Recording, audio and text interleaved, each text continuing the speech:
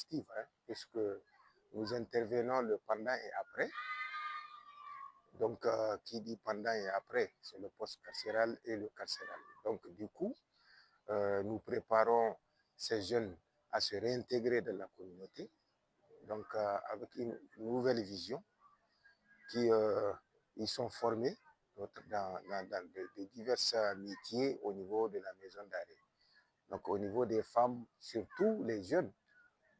Alors, au niveau des femmes, il y a même des formatrices qu'on a eu à former à un temps, parce que notre ONG intervient depuis 2014 au niveau de la maison d'arrêt de Niamey, dans nos phases pilotes, au niveau des mineurs et des femmes.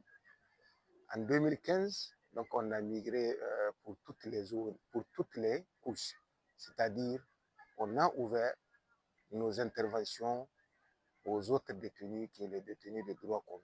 Donc, c'est pour dire que l'ONG intervient d'une manière globale au milieu carcéral. Vous savez, quand on dit les détenus de droit, c'est les majeurs qui sont là. Donc, puisque la particularité de l'ONG, à l'époque, nous intervenons au niveau des mineurs et les femmes. Et on a migré maintenant, j'ai dit, on prend en compte, y compris les adultes, pour faciliter vraiment, je peux dire, l'ancrage de nos formations à toutes ces couches-là. Parce que au niveau des adultes, c'est là où pose problème. Quand vous partez, vous constatez ce peuplement carcéral qui n'est en lien que vraiment de notre contexte démographique. Et quand vous regardez au niveau des femmes, nous n'avons pas assez de problèmes complexes. Au niveau des mineurs, pas de problème. Mais au niveau des adultes, c'est là où on a assez de complexité.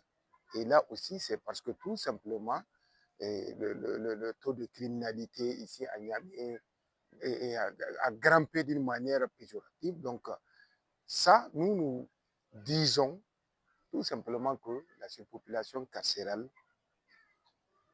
est en lien avec d'abord le contexte démographique, puisque la maison d'arrêt de Niamey a été créée en 1947. En 1947, la population de Niamey n'avoisine même pas 3000.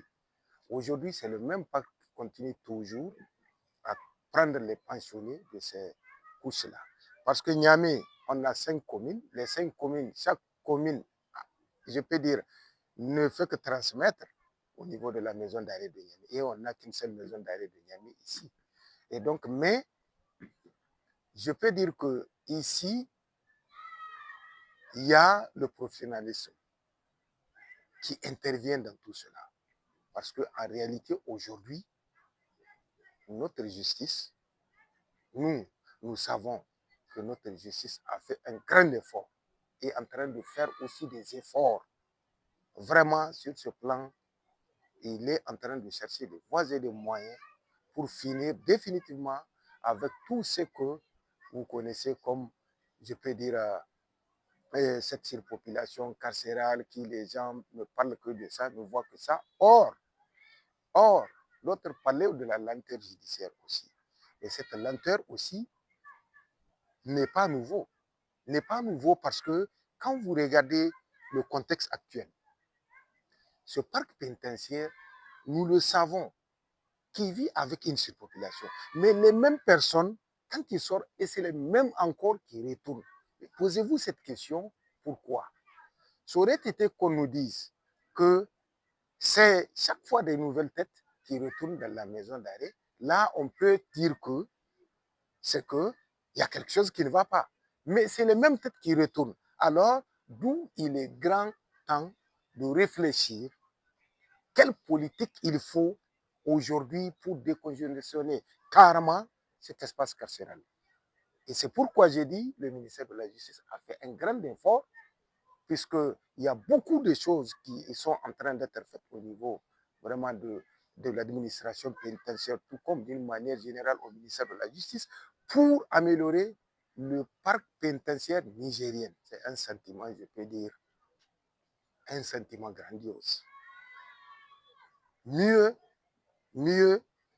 il n'a pas fait seulement la visite des établissements pénitentiaires. Il a commencé par les 4 ici à Niamey.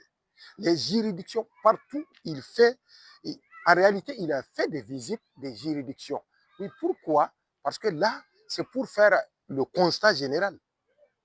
Effectivement, c'est pourquoi j'ai dit qu'aujourd'hui, nous n'acclamons que ce ministère de la Justice. Nous qui sommes des partenaires à ce ministère, nous savons qu'il y a eu de grands efforts qui sont en train d'être déployés. Mieux, la visite du ministre qui est vraiment d'actualité aujourd'hui, après combien de temps? Après combien de temps et il a eu à faire toutes ces visites-là? Oui, ça c'est extrêmement important. C'est extrêmement important parce qu'en réalité, il est en contact permanent avec le parc pénitentiaire et, et aussi les animateurs de la justice. Nous avons vu, vraiment de nous-mêmes, nous l'avons vu. Mieux, il faut vraiment aussi, je profite de votre micro pour féliciter et encourager le courage et le professionnalisme du régisseur de la maison d'arrêt de Niamey, le commandant Abdraman Fouta et son staff qui ne cesse d'émerveiller, si vous voulez, vraiment les acteurs que nous sommes. Les acteurs que nous sommes, puisqu'aujourd'hui, vous avez suivi le nombre énorme, c'est-à-dire en termes même de ces populations, on a parlé de 400,16%. Ça, je ne reviens pas sur le nombre. C'est pour vous dire comment ces individus arrivent à gérer toutes ces personnes-là. Nous remercions leur bon sens aussi. Et parce qu'en réalité, gérer même un foyer, autant pour moi, c'est des casse-têtes. Et mieux gérer toute une communauté. C'est pas facile. Et une communauté qui, de tout horizon ou de tout azimut, je peux dire que chapeau au commandant Abdraman Fouta et son staff qui ne cesse vraiment d'émerveiller ou de montrer le professionnalisme dans ce domaine pénitentiaire. Mieux, nous félicitons le courage du ministre de la Justice qui ne dort pas. Jour et nuit, cherche à savoir qu'est-ce qui se passe dans les 4 murs. En réalité, je peux dire que nous remercions d'une manière générale tous ces intervenants dans ce domaine carcéral.